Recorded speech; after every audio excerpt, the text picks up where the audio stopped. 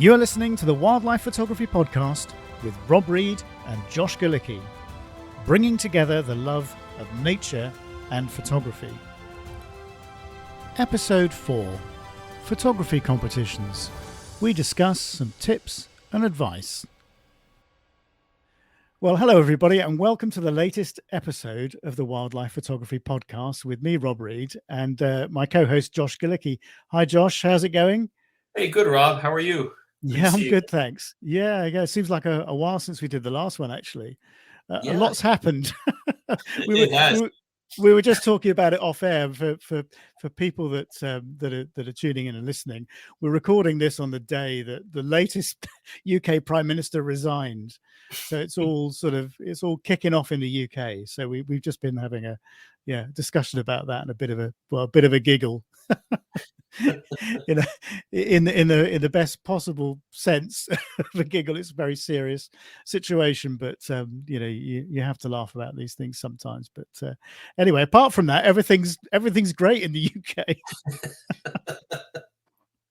And I'm glad we could actually sit down and talk about photography, just to take my mind off the chaos that's going on. So what I thought we'd do with this latest episode is that we'd talk about photography competitions and our experiences of them, obviously from my point of view from running them, and from Josh's point of view from entering the many competitions that he's entered over the years, and obviously now as a judge for Wild Art. And really the whole point of the podcast is to try and give some sort of tips and guidance if you're thinking about entering a photography competition, the sort of do's and don'ts and the advantages and that sort of thing. So that's what I thought we'd do for this episode. So anyway, so Josh, you've spent a long way. You've entered many photo competitions over the years. What's been for you? What's the main motivation for photography competitions? A lot of it's personal. It varies from folks, I guess. But for me, I like to enter them. I like to support certain causes. Some of them support conservation. I think that's a good thing. But outside of that, it's recognition. I have to say, and I think most people would agree with that. For me, it's more about recognition, more about just healthy competition. I don't have high expectations. I'll submit what I think is a good image, or an image that I took over the past year that I think might be competitive, or images, and just see where they land. I think it's fun just to be a part of the process. And honestly, a lot of the competitions today, there's so many more photographers. There's so much great imagery out there. It's fun to compete and be amongst, so many great photographers and looking at what comes out and how you fare. So it's the whole sport of it, I think, is very intriguing. You're almost sort of measuring yourself against your peers, aren't you, with photography competitions in a way? Although, we all know that photography is a really subjective thing, and what one judge likes, another doesn't, and whether you win or you don't, as I said, it's subjective. So it's not necessarily somebody. It's not a criticism of your photography if you don't win, for example. And if you do win, fantastic. You said you get all that recognition, all that peer recognition as well.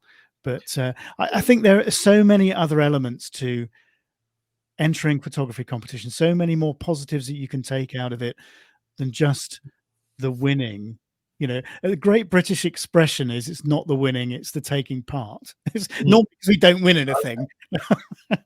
but I think with photography competitions, that's a pretty accurate way of putting it, because I think you can get so much more out of just being involved in a photography competition. As I said, great if you win or you get a prize or whatever, but I think there's so many things that come out of being involved in a competition, which we'll go on to talk about, as we go through the podcast. So as I said, what I thought we'd do is we talk about the benefits, we talk about the things to try and avoid, and the things to try and concentrate on, just to give yourself a better chance. Because although we all say it's the taking part, we all like to win, don't we? And although we know it's a subjective process, there are things that you can do to improve your chances. But I think what I would say right at the very start is if you haven't entered photography competitions in the past, or you have and you haven't done very well and you're disappointed, I think the first thing is to say is to lower your expectations, and to not to expect to win probably is the best place to be. I know that sounds pretty negative from, because you want to be positive about these things, and I can do this, I know my photography is good, but the chances of you winning it's a bit of a lottery when you think of all the really good photographers out there and all the good photography and the way technology is moving on and the amount that's out there at the moment. It's going to be difficult to make your photography stand out, and to and to get into a situation where you are recognized as a winner, as a runner-up, as a commended, that sort of thing. It's a tough gig. I mean, you know yourself, Josh. I mean, anybody who's seen your work and who follows you on Instagram knows what a consistently good photographer you are, and the work the work you produce every single year. And I know, from our discussions and from seeing the stuff, how committed you are, to the process, and how much time you spend in the field. But how much success do you actually get at the end of the year when you look at all the images you've taken, all the images you've submitted to photography competitions, and the results that you actually achieve, at the end of the year? Mm-hmm. Yeah, you're right. And I think, as you say, a lot of it has to do with expectations. And when I submit to contests, I don't have high expectations. If it happens, it happens. It's great. If you get something or you get recognized, and, at the end of the day, you almost see it on a daily basis. I know a lot of photographers, they'll post images on social media and they're looking for the likes. Oh, how many thousands of likes, or this didn't get as many likes. And we constantly have that pressure in today's age. And frankly, a lot of images that do great on social media maybe aren't the right images for contests, and vice versa. So we're always tested, I think, whether it's through social media, through certain types of online groups and so forth, where you're looking for that recognition, and contests are no different. But again, having the expectations that are realistic and not expecting much, as long as you love your work and you work hard and you're proud of what you do, shoot for yourself, and the rest will fall into place eventually. There's certain things you want to be smart about, I think, with contests, and other areas as well, even when it comes to social media posting. But you should not have your expectations high, because at the end of the day, it's very subjective. You should always shoot for yourself, in my opinion. Yeah, absolutely. But the thing is, being involved in the process, I think, and immersing yourself, in that process is a far more positive thing anyway. Mhm. Because if you're talking about, let's say, okay, so let's talk about wild art, for example. Obviously, as I'm running it and you're judging it, it's kind of an obvious benchmark for the discussion. But it's the people that are entering that competition, who are doing well, are generally the people that are enjoying the process. And actually, being awarded or being recognized in some way is just the icing on the cake for them. It's being involved, which is the main thing, and pitting themselves against, all that other great photography that's out there, taking ideas from what they're seeing, pushing themselves to the next level, because they actually think, well, I saw this and I saw that last month, or I saw that in that competition. Wow, isn't that amazing? Am I really going to have to up my game to compete with this?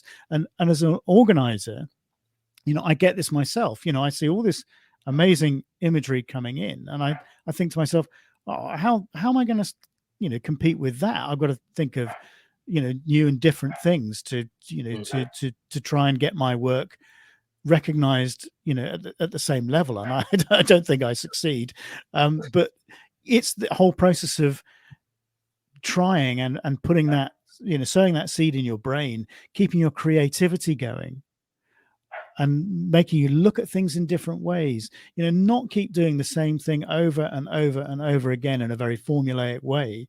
Yeah. Is to try and sort of think of different ways of doing things. And I think that is one of the benefits of being involved in photography competitions, is the way it makes you think. And I guess it in a way it's rather like being involved in competitive sport, because if you're a competitive sportsman, it pushes you to be better than your competitors, because you have to be. If you don't train hard, if you don't have the right mindset, then you're not going to do as well, as your peers. And I think it's the same with photography in a way.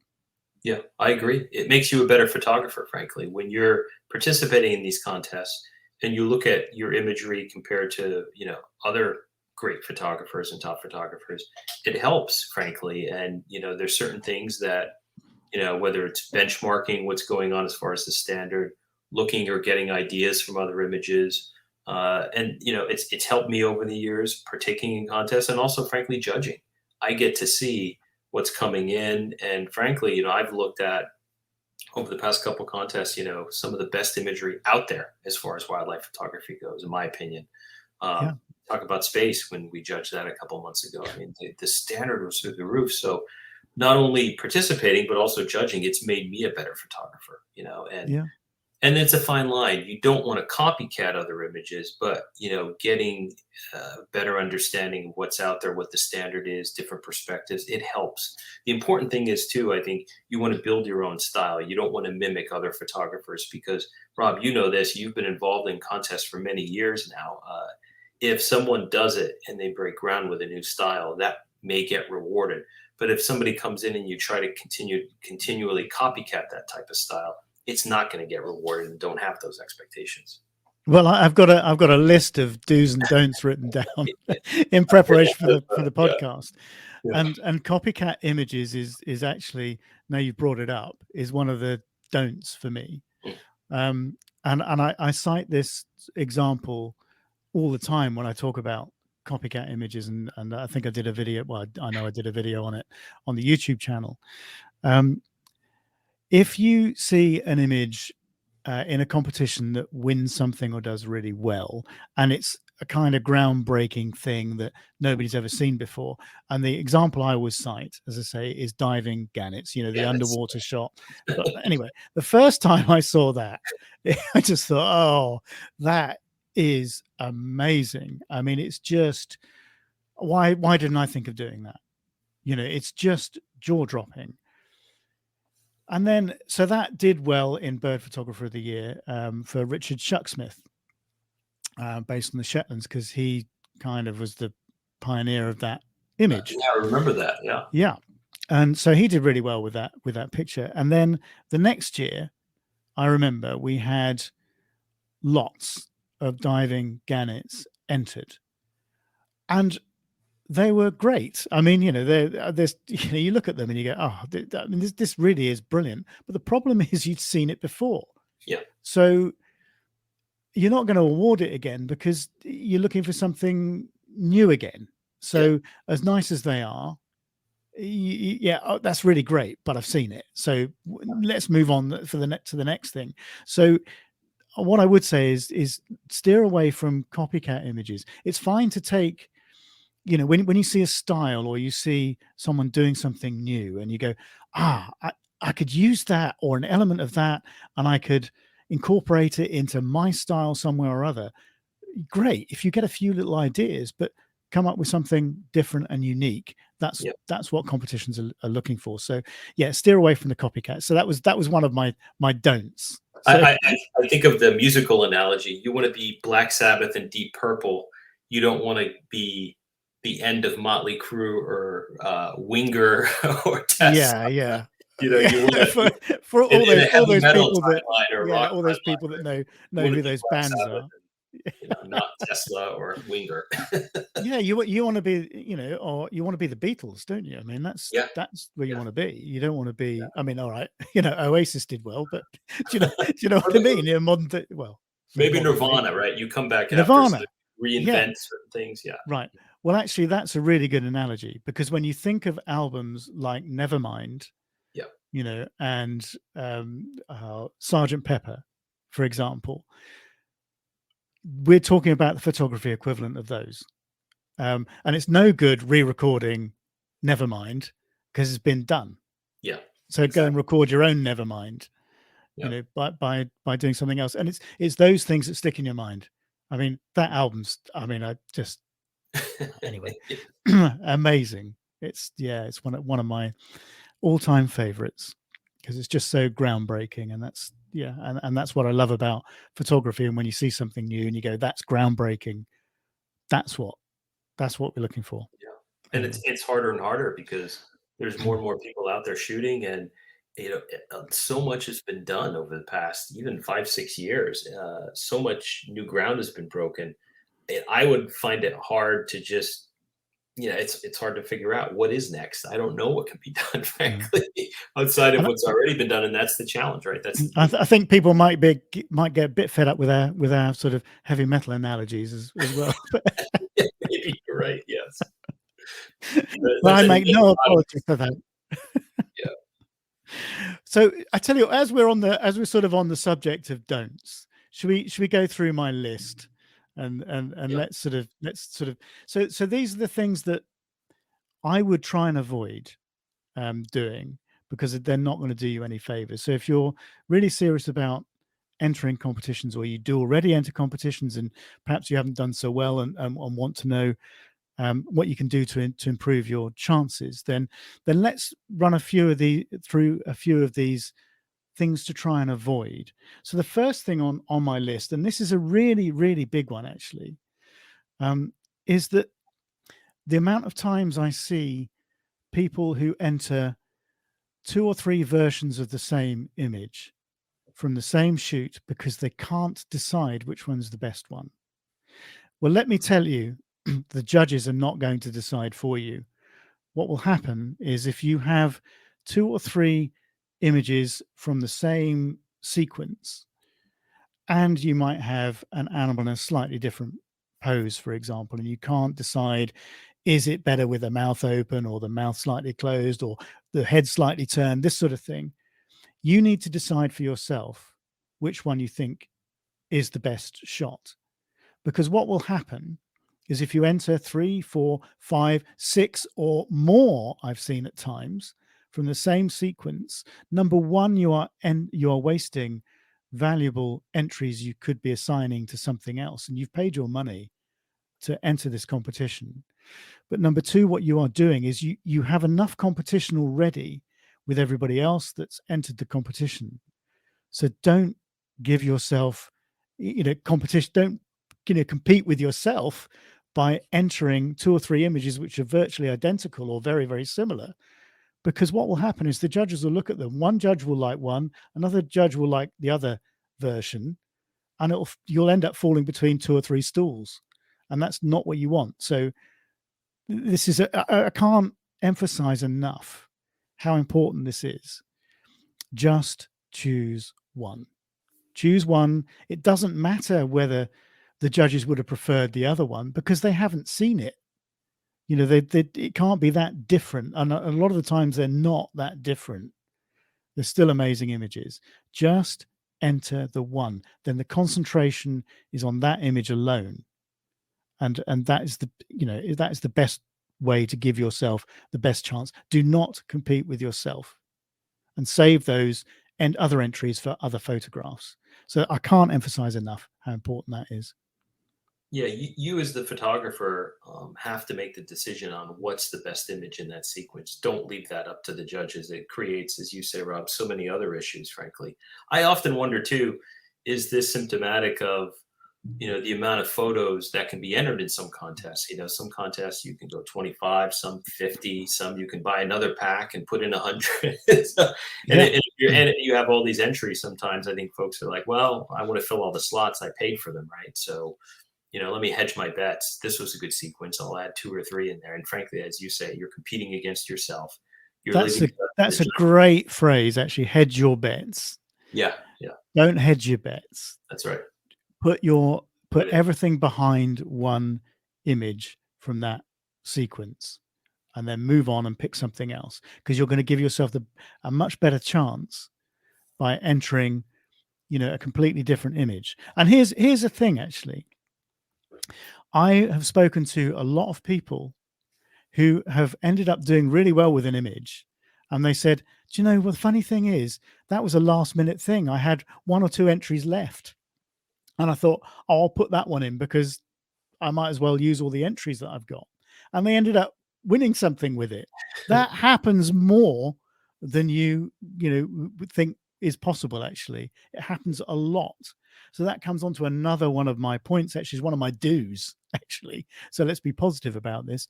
If you've bought a 10 image package, enter 10 images, but make sure you choose the good images, but enter 10, because you just never know. You might not think it's your best image, but it's not about what you think, it's about what the judges think. So use your entry allocation. Don't leave 1 or 2, because you'd be surprised. I said the amount of conversations I've had with people like that, you just wouldn't believe it. As a contestant, I've had images submitted that were not, my personal favorites, but I put them in thinking, well, it can't hurt. And those images did better than what I would have expected. So yeah, There you go. it happened to a lot of people. And that's a great point.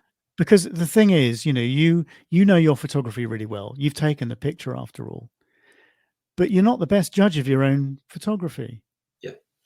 And different people have, like different things, look at things from a different perspective. And that's the problem I think we have as photographers. We get so attached to our images. We were there when we took the thing, obviously. So we don't look at them subjectively enough sometimes. And that's not a criticism. That's just a fact, and something you're never going to get away from. Somebody looking at some of your imagery, they're seeing it for the first time. You were in the place when you took the picture. You've selected that image from, well, we were talking last time, about the thousands and thousands of images we now have to choose from because of the technology. So you've selected that image from the however many images you took at the time. You've processed that image. You've sat on that image. You've seen it again and again and again. Mm-hmm. So it's not the first time for you. Yeah, there's an emotional story mixed in. And one thing I will say, and I've been caught up in this, and I know many photographers who've been caught up in this. If there is a detailed backstory, I was in a blind, it was muddy, it was negative 10 degrees, and I waited for hours and hours, and I finally got this shot, and I worked so hard for it, and it's such a great story. There's so much emotional investment in that shot that shot may get a greater weighting to be submitted in a contest over a shot where, well, I went to a park and I guess folks were feeding the ducks. I laid down, I got a great shot, but that shot, it might be better than the other, but they're still going to go for the other shot because it has a better story. They worked harder for it. If you're looking at the judges in contests, and frankly, any viewer, they're looking at the outcome, that shot. They're not looking at what's behind it. Frankly, they don't know what's behind it. And I think emotional attachments to images, stories behind images can cloud photographer's judgment, I think, in terms of how good that image actually is. It's a huge problem. I've seen it a lot. It is. I mean, there are judges in wild art who, I won't name names, but who say, I don't care what the backstory is about this image. I don't care. I just care about the image, and that's what I'm judging. Mm-hmm. So don't give me the, I'm not. But there are other people that like to know how it was taken. So judges are, and here's the thing: judges are different. We're all different. We all look at different things, and that's what you have to appreciate. And that's when, when we said right at the start, if you don't take rejection very well, then perhaps photography competitions aren't for you, because get used to rejection, people. Yeah. But it's simply because people are, judges are so different. They look at things in a different way. It's so subjective, and you've got all this competition in the first place from so many amazing pictures, and you have no idea when you enter a competition what else is being entered. So you may well have an absolute killer shot. Yeah. But so might somebody else. Yeah, and in all likelihood they have. That's the nature of it. I mean, we've all been there, haven't we, and got pipped at the post, but by another image, and you just sit there and go, well, do you know what? I can understand why. Yeah. Don't like it, but I can understand. I can understand why. Oh dear. Anyway, so what's next on my list? Well, should we go for another don't? Actually, Yeah, it sounds good. So let's start with the negatives first, the don'ts. And one of the other big don'ts for me is the sort of social media thing. Now, I've spoken about this before, and I know how tempting it is. You go out and you've taken something that you're really, really proud of, something you might have been working on for ages, and it comes off. The first thing you want to do, and I'm exactly the same, is you want to put it out there on social media and go, look what I've just taken. Isn't it amazing? But if you're thinking of entering that into a competition, think very carefully about, doing that before you do it, for the simple reason that photography is all about impact. And if you have an immediate, very positive impact on a judge, you've got a very good chance of going into a sort of shortlist and then progressing to the next stage of a competition. Now, if a judge has seen an image before, that lessens the impact of seeing that image for the first time. So think about that, and when you start thinking about it, the conclusion is obvious. It's, if you want the maximum impact, then it has to be the first time that judge has seen that image. So I would personally, if competition photography is your thing and you're really serious about it, I would put images that I select for competitions to one side and not share them on social media, and not even share images from a sequence. So it is completely fresh, and when a judge sees it, they've seen it for the first time, and you stand the best chance of having the maximum impact. And I think that's a really, really big one. And I know a lot of photographers who are really serious about competitions that do that. And if you can hold back and you do insist on posting everything on social media, my other piece of advice regarding social media would be, don't go by the likes. Photographers will say, oh, well, this shot had so many thousands of likes. It's got to be my best shot. I'm going to enter this in a competition. Only you know what's the best in terms of your work and what should do well in competitions. And frankly, Instagram, which is the main standard now, unfortunately, it's kind of gone to TikTok, but still, that's where most photographers are posting their material. It's a small little square. It's on the phone. Things that are uptight, portraits, animals in the center of the frame, frankly, do best. That does not mean they're the best images. Everybody knows that. If you try to post an environmental shot or something outside of a tight focus on the face of an animal, it's probably not going to do as good. It's not meant for that type of media, unfortunately. So don't go by the likes. The more likes you have for a certain image does not mean it's more competition worthy than your other work, if you insist on posting it. No, absolutely. And the thing is, your followers follow you because they like your photography. So what's going to happen? You're not looking at a sort of subjective selection of people, because those people already like you and they like your work. So what's going to happen? You're going to put something up, they're going to like it. Yeah. How many people just start photographing and your family this happened to me when I was photographing years ago when I first started. All of your cousins, uncles, family member, you should be shooting for National Geographic. So, that's amazing. You're incredible. You're the best thing since sliced bread. Yeah. But what I mean, not being, don't want to be horrible, but what the hell do they know about photography? Exactly. They don't, and they're biased. Clearly, and we've all been there. I mean, as I said, if I had £1 for every like I got on Instagram, I'd be on there every day posting everything I could, but it doesn't work like that, does it? No. Yeah. And it's all about the personality of the photographer now more than it is about the work, in my opinion. Yeah. With reels, and you're building up a brand, and it's about what's behind the lens versus what comes out of the lens these days, at least as far as Instagram goes, and most social media is going that way. Yeah. Well, we could talk about that one for a very long time. And we have actually and not been so polite either. Oh dear. And the other don't. So let's get rid of the don'ts first. the other thing I wouldn't do if I were you, and the thing, and actually this ties into social media quite nicely as it happens, because it's very, very easy to contact judges these days because we're all on social media. And anybody can send you a direct message, but don't be tempted to contact the judges directly and ask them questions or whatever. Just don't do it.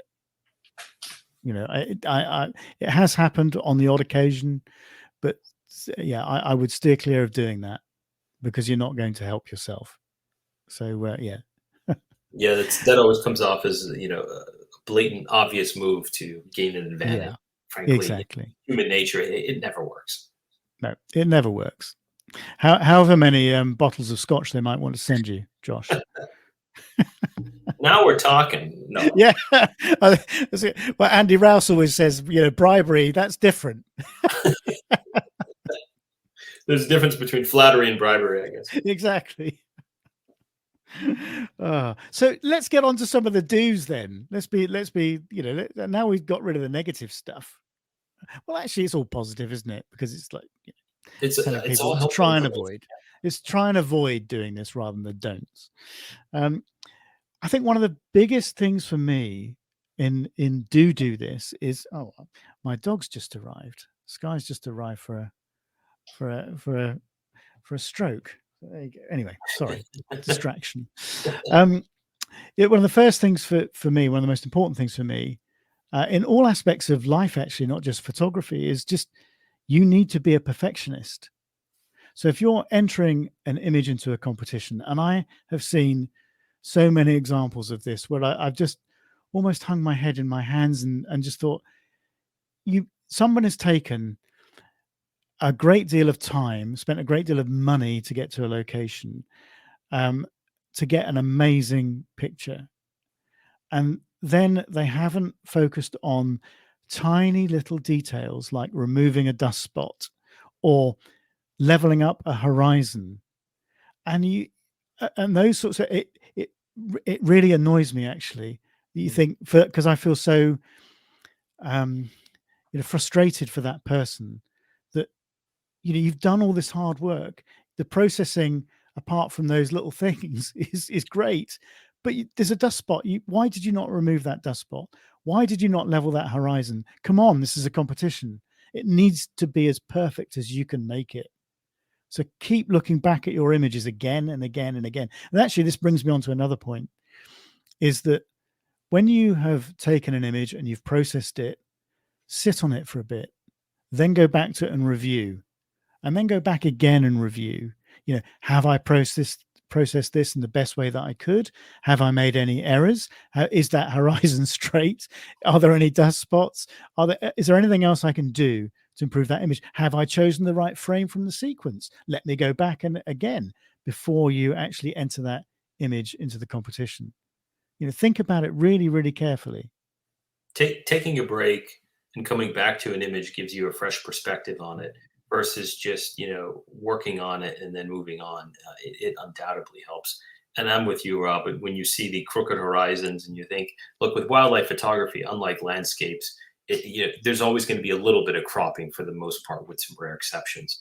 And as you crop, you're frankly composing the image in a way based on how you decide to crop the image. If you want to bring it in a little bit, you should always pay attention to the horizon. You should always pay attention to dust spots, and striking that balance of what's the right amount of post-processing. There's always two extremes. There's I shoot my images in RAW, I do a conversion, and that's it. I don't touch anything. It is what it is. It's this is how wildlife photography should be. There shouldn't be any processing. And then on the flip side, you have folks who process for days, spend days on an image, and you can tell when you look at it, it's been juiced, it's been over processed, and it's not a reflection of reality. Again, it's very subjective. For me, the truth lies somewhere in the middle. A raw image is a flat file. It's meant to be processed. Yeah. I think when it comes to processing an image, the most important thing you can do is proper dodging and burning, understanding how to manipulate the eye and usage of light. There's contrast, there's some color saturation, noise reduction. I think that all falls to the side. But on how you utilize light How do you utilize emphasis on highlights and shadows? That means the most. A little bit of grain, who cares? Some folks do more noise reduction than others. But I think it's striking that balance and doing the right amount of post processing, not manipulating it to something that's fake, but at the same time realizing you have a flat file. You want to bring out certain colors, and you want to bring the viewer's eye to however you want the story to, whether it's the eye of the subject or whether it's up through a diagonal line, however you want to compose it. That's how you need to post process to emphasize and make impact. There's as much skill in post processing as there is in taking the image in the first place. Yeah, absolutely. And one of my, actually, this is another don't. I'm going to bring in another don't here. The amount of files that I see where what I call it is that sort of Spinal Tap saturation slider, where it goes to 11, and the thing is, it's just a global thing. Somebody's grabbed the saturation slider and globally saturated all the colors, and they've created something that is not of this world. Yeah, because they try to give it more punch. The post processing needs to be more subtle than that. Yeah, subtlety goes a long way with juice so much. I see all these shots, especially on Instagram recently over the past few years, backlit silhouettes, especially when you have a golden sky or a red sky. It gets so juiced, it looks nuclear. It's like, where's the mushroom cloud at this point? Subtlety goes a long way. It's often overlooked, but when you look at an image too, I think an image should have different forms there should be different layers in there. You want to peel back the onion. Some of the best shots have many different layers you want to peel back. You look at a shot and sometimes it has a lot of impact, but that can go away really quickly. And obviously that's the goal when you saturate and you really want the colors to stand out. But at the end of the day, it can be very superficial. Yeah. One of the biggest mistakes I see in competitions is is the right picture but in the wrong category. Mm-hmm. So by right picture I mean a really good picture, but it's just been entered in the wrong category, and judges often get really frustrated about this when they ask me, can we move it to another category, and I say no, simply because part of the skill of a competition from my perspective is that you need to understand what the category is asking you for. And it's unfair on everybody else who have chosen their images really wisely that fits the category brief better. To move an image from another category into that category just because you like it, that's completely unfair, because you're not I just think you're not being fair on those other photographers who've chosen the category wisely. So I've always, and I did this in Bird Photographer of the Year, and I do it in Wild Art, I always refuse to do that. And I know some other competitions do that because they want to show the best images and they want any excuse they can to show them. So they will move them from, if they don't think the category is right. But personally, I just think that's wrong, because part of the skill of a competition is choosing the right category for the right photograph, and that's a real skill. Yeah. But photography competitions, it's partly skill, but there's a lot to do with skill, and that's one of the skills you need to think about and develop, and think about so the takeaway from this is to think about what the category is asking you for really carefully. And don't try and make an image fit a category just because it's a good image. Choose the images that best fit the category. So don't try and sort of reverse engineer it. You've got to think what the category is asking you for, and in some instances, go out and deliberately shoot for that category, with that category in mind. And I know people that do this. Mm-hmm. They look at a competition, they go, right, I'm going to, target those categories. Yeah, and in most cases it's obvious, but in some cases it's not. I mean, take the categories in Wild Art this year. If you went out and had a great wide angle shot with the environment and the animal was small in the frame, well, naturally that's not going to go in eyes. But there's other categories where, if you have, for instance, I don't know, maybe an elephant on the Mara backlit, incredible sky, great textures in the clouds. I can go potentially, would it work in color? Would it work in silhouette? Would it work in light? Maybe it works in all three, but at the end of the day, what category does it work best in? So there are Yeah. areas where you have an image that's great and it can work in multiple categories. It's figuring out though, where does it best fit the brief? And Yeah. as you say, Rob, it's an art and it's a major decision to make on the photographer's behalf. And the decision should be incumbent on the photographer and not the judges to move it around. I agree. And you're right. There's Yeah. other contests that reserve the right to move photographs around. That's Yeah, happened. and I know it's been done. Well, it's Yeah. happened to you. I know it's been done because I've seen it. Yep. And personally, I've always thought that's not cricket. Because I just think, that the skill of a competition, or part of the skill of a competition, is choosing the right category for your image. Mhm. And so what I would do if I were entering a competition, I'd look at the category, I'd look at what they're asking for. I would go back if that category has run before. I know with Wild Art, we change things around a little bit just to keep everybody on their toes.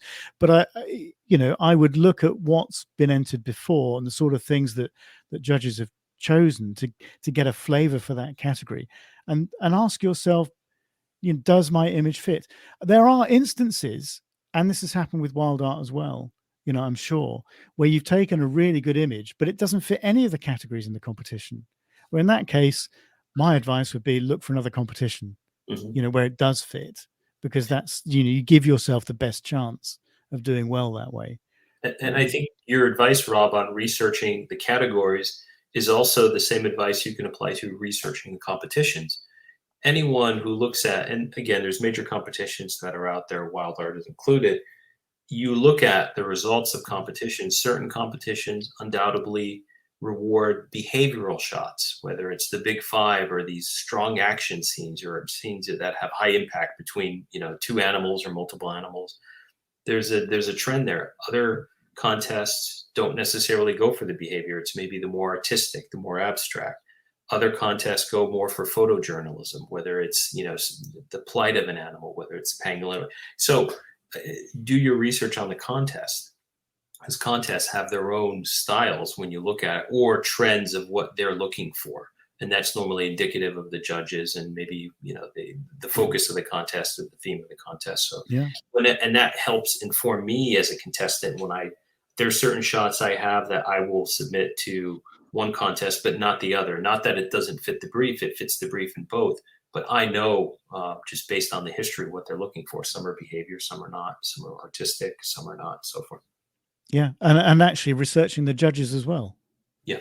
because they're the ones that are judging your images after all. So if you go, I know that Gail Bisson does this. Smart. Is any competition that she enters, she researches the judges, she goes through their Instagram profiles, she goes through all their social media, and she looks at the things that they like. And that's smart. That is smart, because then you get a feel for that, you get a feel for the person that's judging, or the people that are judging your photographs, and the sort of styles that they like. Yeah. I mean, all these things, you just, even if there are sort of two or three things that sort of push the needle a little bit further in your favor, worth doing. It's like anything, take it seriously. Hmm. If you want to do well, and the amount of emails that I get, that say, oh, I've been entering and I haven't, I don't understand why I'm not getting any traction. It's difficult, I mean, look at the top 100 images in Wild Art, for example, that come out every month. And when I look at those lists, I just think, man, and the amount of photography that we've had to turn away from those, that I really liked, and the other judges really liked. It's incredibly difficult just to get there. And when you think that on average, and I make no secret about this, on average we get maybe 1,000 images in for every category. You're thinking, well, that's 1 in 10. That's a really good hit rate. And look at the standard. And when you think about that, it's like, well, we've got 900 others that aren't in that list, and then it really starts to sink in, how much work and research, and needs to go into this if you're really serious about doing well. And it's a double-edged sword too. And I'll be frank. I'll speak bluntly. I think there are certain competitions also that I've seen that exist that, frankly, in my opinion, don't reward the best images. They reward more mediocre images. There's a lot of contests that have such great outcomes when it comes to imagery. It's intimidating for photographers, and photographers are like, I'm never going to meet this standard. I'm not even going to apply. But these other contests don't have as high of a standard. There is a market out there, frankly, for that, and I've seen it. Anybody can see it who knows wildlife photography. Certain contests reward better images. It's that simple. Do you know they're be careful what I say, I suppose, but that's a really interesting point, because I tell you now that it's happened that the contests will award images, mediocre images, should I say, simply because they don't want people to get intimidated. Because after all, when you think about it, as a competition organizer, the more images that are entered into a competition, the more successful that competition is going to be commercially, because it needs to make money. I mean, this is at the end of the day, it's primarily these are businesses, and their businesses are there to make money. So the more entries you can attract, the better. And to your point, Josh, the overall standard, the better it gets, the more intimidating it gets for the majority. Mm-hmm. So therefore, you're almost,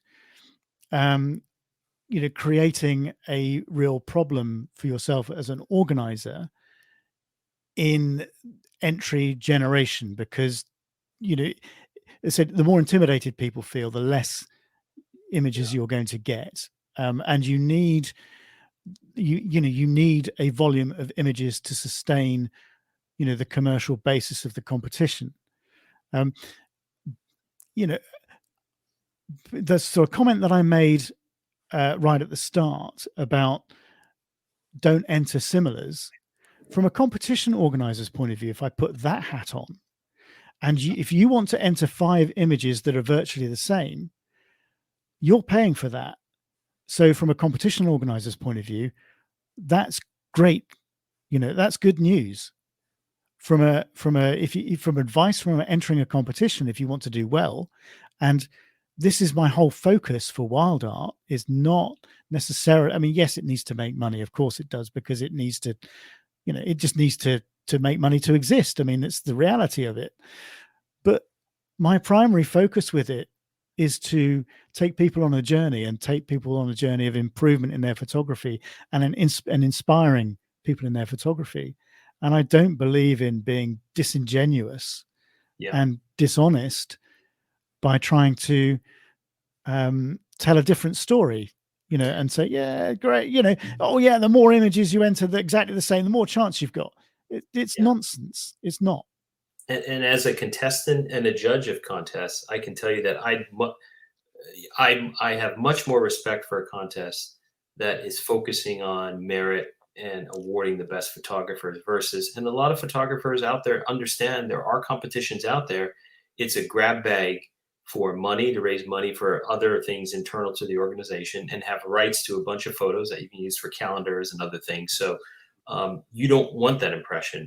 And I think I think it's much better that there's pros and cons on both sides, but at the end of the day, as a contestant and as a judge, you want to be involved in contests that strive toward the merit and strive toward recognizing the best imagery out there. That's, it's not, maybe it may not make the best business sense, but it's always the best thing to do, in my opinion.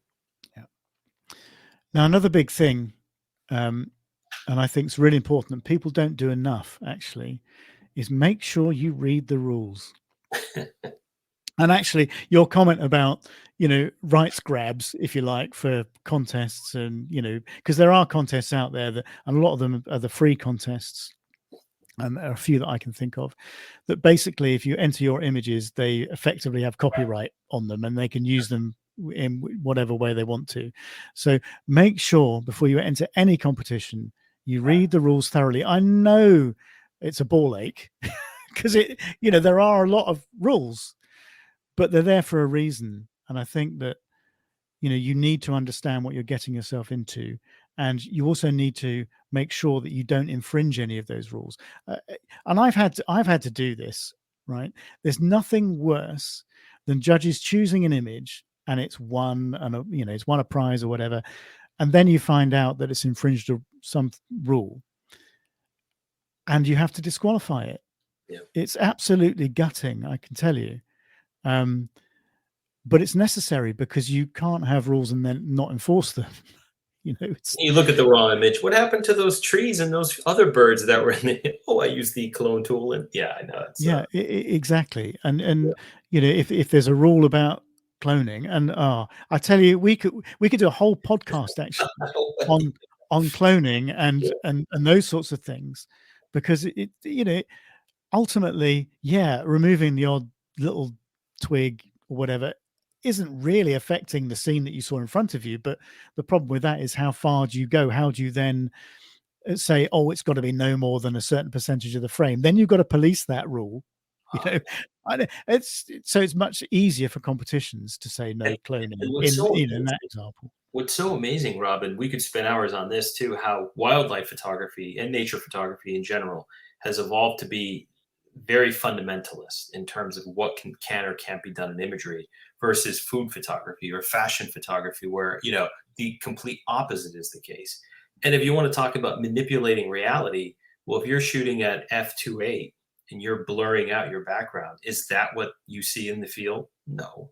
You can take something that is in focus in the background and apply Gaussian blur in Photoshop, and isn't that the same, hypothetically speaking, of than using an f2.8? There's so many gray areas there when it comes to this stuff. We should do a podcast on this. We should do an episode on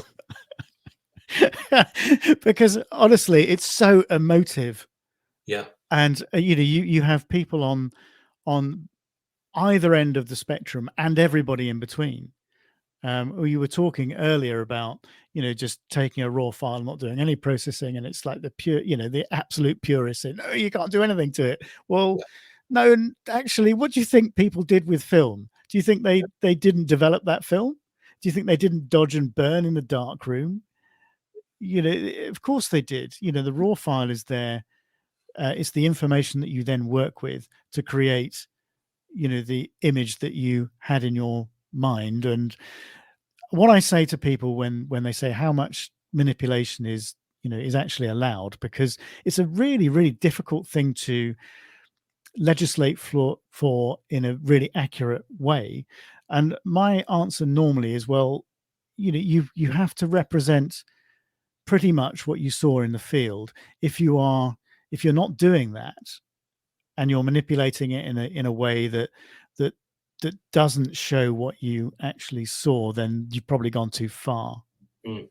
Yes, you can bring out certain and highlight certain parts of a photograph. You can change the color temperature if you like, to give it a bit more of a cool feel or a warm feel, whatever, but it sort of emphasizes what you had in front of you at the time. I think that's fine.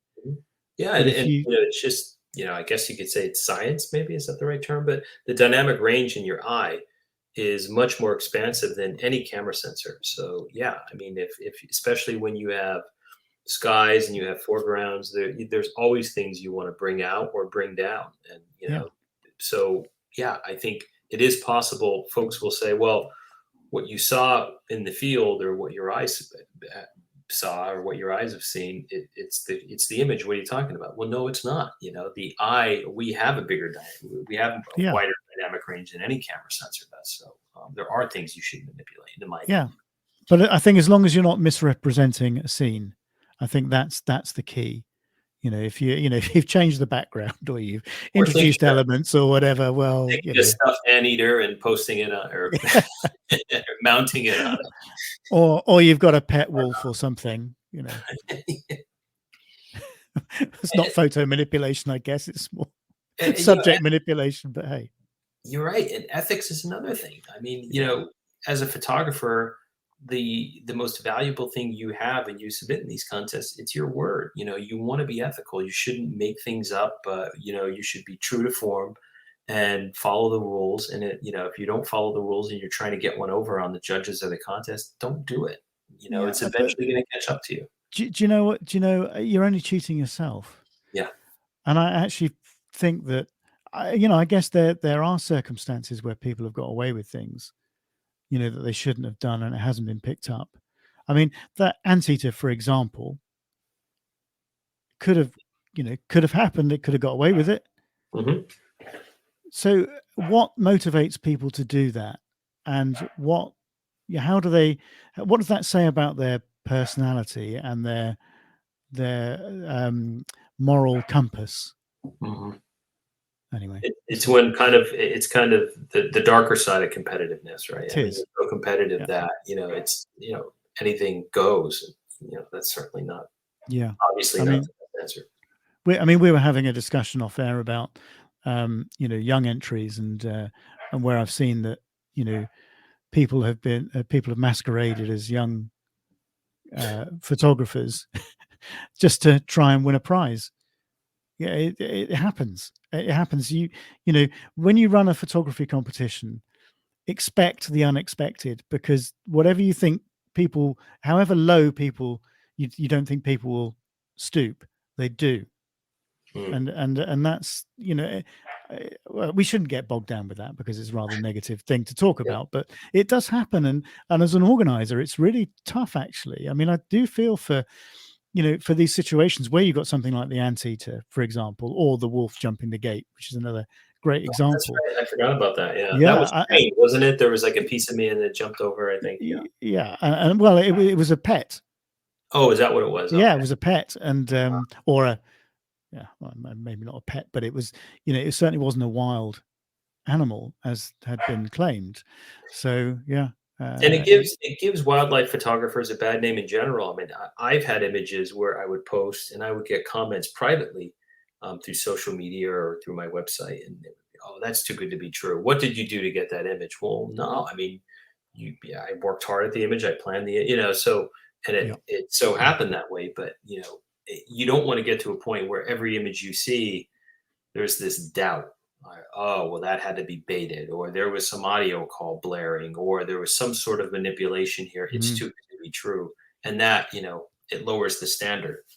I've seen That's that. that's That's one of the where, things. That's one of the things that I actually don't enjoy. yeah, Is having to think that way, having to look at things, and we did call something out last year. It was glaringly obvious in the end that I knew there was one particular image. Something isn't quite right about this, mm, and when I looked at the technical settings and what the image was of, I thought this can't possibly have been taken like this, because the shutter speed wasn't fast enough to capture what was captured in the way it was. Anyway, so I worked out what had happened, because something about it just didn't look right. And actually, when I looked at it closely, yeah, what I had thought was the case. And that's really disappointing. yeah. Anyway, let's not dwell on that. Let's not dwell on that.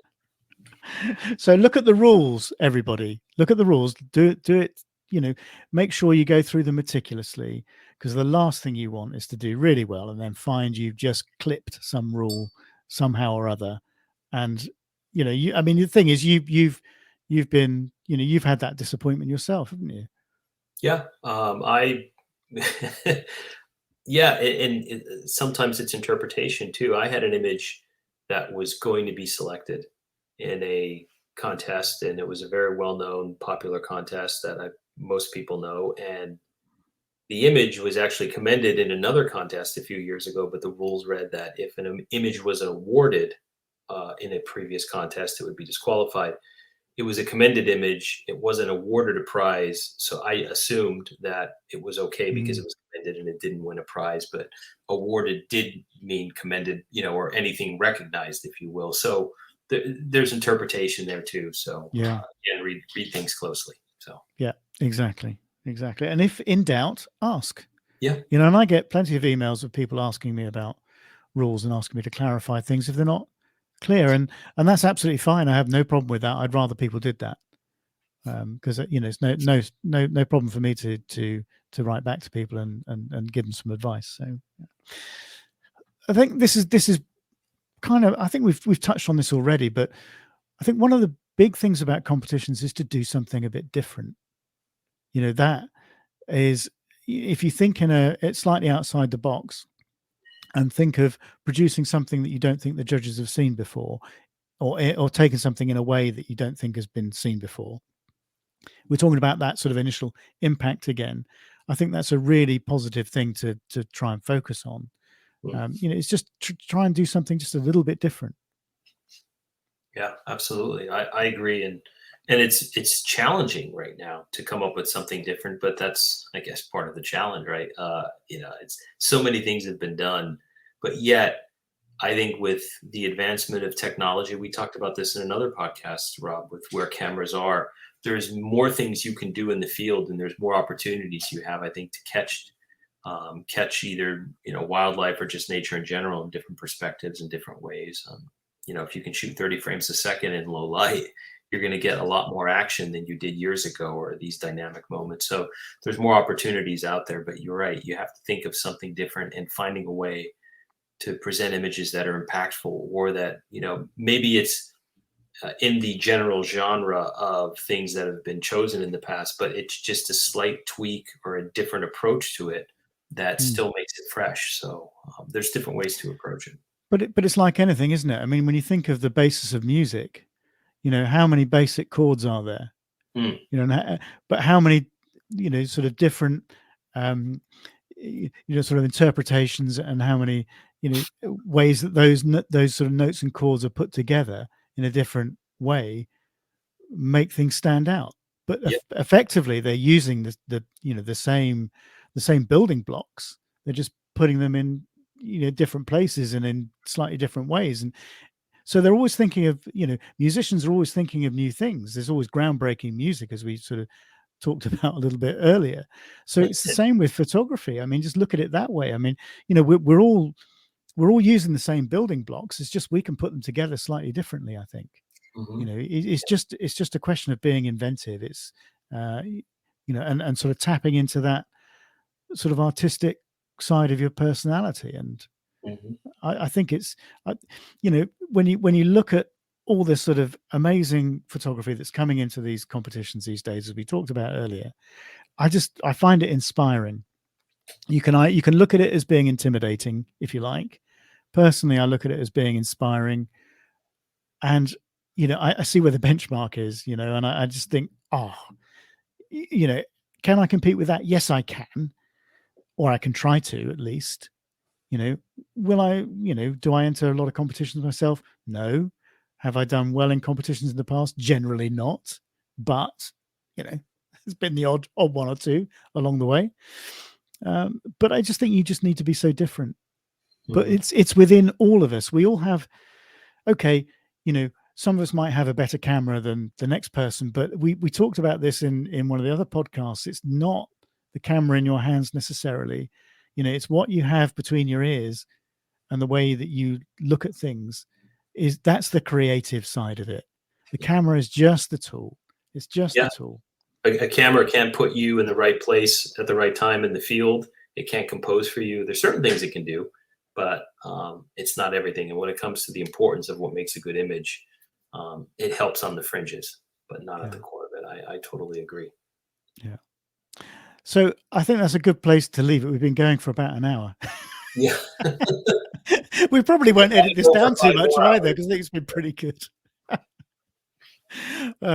Josh, thanks a lot. I hope sort of people have really got something from this, and it's given a bit of it's been a very honest and frank insight, actually, into competitions, both from somebody who's very seasoned in entering them, and is obviously a judge for Wild Art, i.e. Josh, and from me, who and I've been, as people will know, I've been involved in running them for many years now, both with Wild Art and obviously Bird Photographer of the Year before that. So the whole point of this podcast was to give an honest and frank just to have an honest and frank discussion about competitions, to give you some sort of guidance on perhaps, getting more out of them if you're thinking of entering them, or you've been entering them and perhaps haven't had the success that you'd like.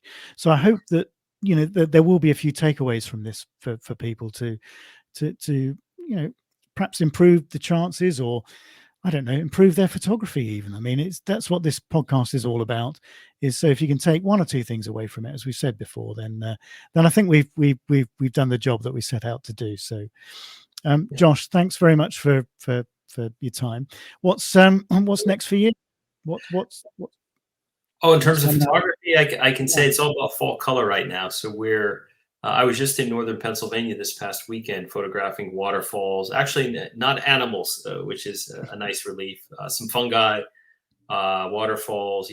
Foliage is peak up there right now. And now I'm back at my house on the Eastern Shore of Maryland, and probably a week and a half out from peak. So I'm just chasing fall color right now. Yeah. It's a beautiful time to be in the Northeast United States. Fall and spring are special. So trying to get out as much as possible these next couple of days. Yeah, well, I had a couple of days away in Wales a couple of weeks ago, which was really good. Didn't get a lot of photography done, but I did spend some time on the beach, and we had some amazing light. So it was just, I think I had common tern, and I had carrion crow and oyster catchers, which you'll know the oyster catchers are one of my favorites. And I'll tell you a funny story. Well, it wasn't very funny, actually. I was quite annoyed. This has happened to me before. I'm sure it's happened to you. I was lying on the beach photographing these oyster catchers, and the tide was coming in. So I'd been lying there for like half an hour, and the tide was bringing them closer and closer and closer to me. And there was this always lovely surf, and the light was great. And then just at the point, I thought, oh, I'm going to get some killer shots here. Of course, what happened? Our four-legged friends came along with their owners. Oh, I thought you got soaked up. Plus the birds, and yeah, and all I got was, "Oh, sorry, we're really sorry," and I got up and walked away without saying anything. I just that's I just have to do that anyway. And then I came across one of the last, actually, was a juvenile common tern. And it was what must have been one of the last birds, of the autumn before it left, for sunny. The tern that I have here just left in the last week, actually. Come to think of it. Right. So that happens when the dog. It's even worse when the dog comes by and the bird gets chased away, and then they ask, "Oh, so what are you photographing?" Well, I'm photographing what you just chased away. Yeah, you see that bird over there on the horizon? Yeah. That's what I was photographing. Yeah, thanks. Yeah. So anyway, I had some fun doing that, and I got some sort of nice pictures. We're going back, actually. Jen and I are going back in a week's time. Oh, sweet. And we're going back to Pembrokeshire, and so that, and I know that is close to a really good sort of oak woodland and all that. Oh, it's just going to be amazing with the autumn color and the fungi there, and then the birds on the coast, and it's going to be brilliant. And the last time we stayed at this place, I had house sparrows, all in the backyard, and it's just great. All this lovely sort of backlighting and things. I had a great time, so I'm really looking forward to going back there again. The backlighting sounds nice, but I can tell you, not many people in the U.S. will say that they're enjoying house sparrows in the back. Well, we have plenty here. We may want to give back, but yeah, well, it's a bit like that in the starlings, isn't it? Oh yeah, house sparrows are tough. I have bluebird houses, eastern bluebird houses on my property, and they compete with the house sparrows, and the house sparrows are just tough. They always beat up on the bluebirds. Yeah. Yeah, well, but similar to the starlings, they've been declining in the UK. Yeah, we have plenty of those. So yeah, there's something they like over here a little bit more in the New World, it seems like.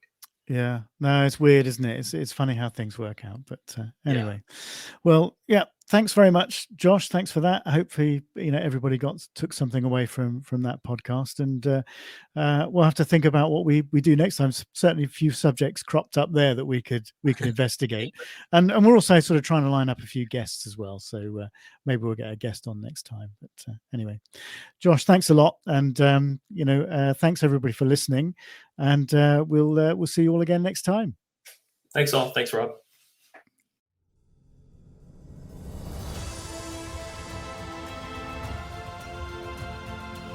You have been listening to the Wildlife Photography Podcast. If you have enjoyed the content, then please help us to spread the word by sharing a link on your social media platforms, giving us a like, and leaving us a comment. See you all again next time.